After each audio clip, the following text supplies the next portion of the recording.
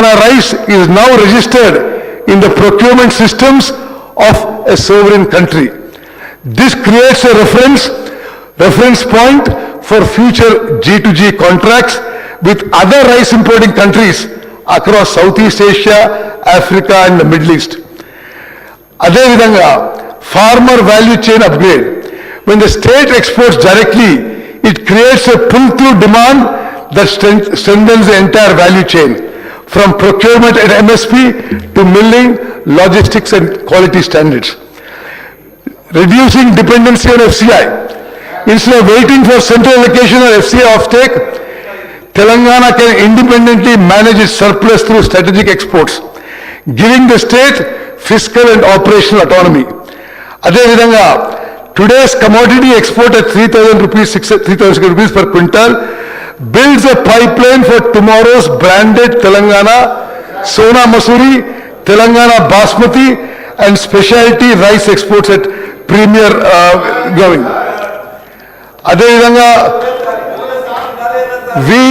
we are working hard to position Telangana in the global rice market and help the Telangana farmer. మీరు appreciate చేయకుంటే support చేయకుంటే better.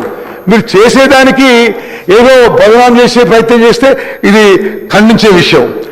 అదేవిధంగా the ultimate aim speaker sir, Telangana ప్రస్తుత ప్రభుత్వం రైతుల దగ్గర ప్రతి గింజ కొనుగోలు చేయడానికి, ఎంఎస్పీ మీద కొనుగోలు చేయడానికి, సన్న రకాలకు బోనస్ చేయడానికి కట్టుబడి ఉన్నాము. మేము ఇంకో విషయం చెప్పాలి, మరి వాళ్ళకి ఆ రోజు మేము ఎక్స్పోర్ట్ చేసినప్పుడు 3,600 రూపాయలు, ఈ రోజు 3,000 రూపాయలు కూడా కొనుగోలేదు. అయినా సరే మేము ఆ కాంట్రాక్ట్ ఎంటర్ అయినా చెప్పి వాళ్ళు ఆనర్ చేస్తూ they are picking up at 6,975 metric tons are being exported today from Kakinada. సమాధానం చెప్పలేదు అధ్యక్ష. హరీష్ రావు గారు, సార్ నెక్స్ట్ మనం బీఎస్సీలో నిర్ణయం చేసినాము 9 నిమిషాలకు ఒక్కొక్క క్వశ్చన్ అని చెప్పేసి. Only 1 minute sir, 2 minutes. ప్రశ్నే సార్, ఆన్సర్ రాకపోతే నేను ఏం చేయాలి సార్? సార్ నేను స్ట్రైట్ గా అడిగిన, ప్రేమ్చంద్ గార్గ్ అనేటువంటి ఈడీ సిబిఐ కేసులో ఉన్న వ్యక్తిని రాష్ట్ర ప్రభుత్వం అడ్వైజర్ గా పెట్టుకున్నదా లేదా? పెట్టుకున్నామని చెప్పండి, పెట్టుకోకపోతే పెట్టుకోలేదని చెప్పండి. నంబర్ 1. నంబర్ 2 అధ్యక్ష, 7,500 మెట్రిక్ టన్నులు ఒక ఏడాది కాలం నుంచి కాకినాడ పోర్టులో పడున్నమాట వాస్తవమా? ఆ బియ్యం పరిస్థితి ఏంది? దానివల్ల లాభం వచ్చిందా, నష్టం వచ్చిందా? Number 3, let me complete half minute let me complete sir. Last question, యాసంగికి బోనస్ మా పల్లా రాజేశ్వర రెడ్డి గారు అడిగారు. గత యాసంగికి సంబంధించిన సన్న వడ్లకు ఇచ్చే బోనస్ 1,100 కోట్ల రూపాయలు ఎప్పట్లోగా చెల్లిస్తారు? నంబర్ 3. నంబర్ 4, మీరు ఇచ్చిన ఆదిత్య బిర్లా గ్రూప్ కు టెండర్ బిల్స్ ఇచ్చారా, నామినేషన్ బేస్ మీద ఇచ్చారా చెప్పండి. నంబర్ 4.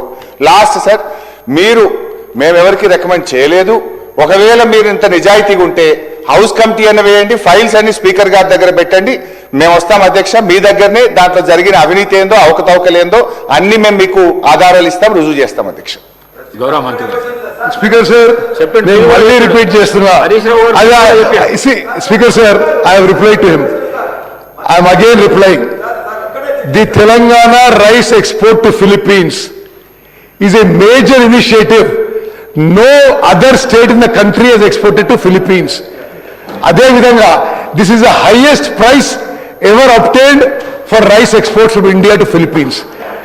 అదేవిధంగా అధ్యక్ష, నేను మళ్ళీ ట్రై చేస్తా.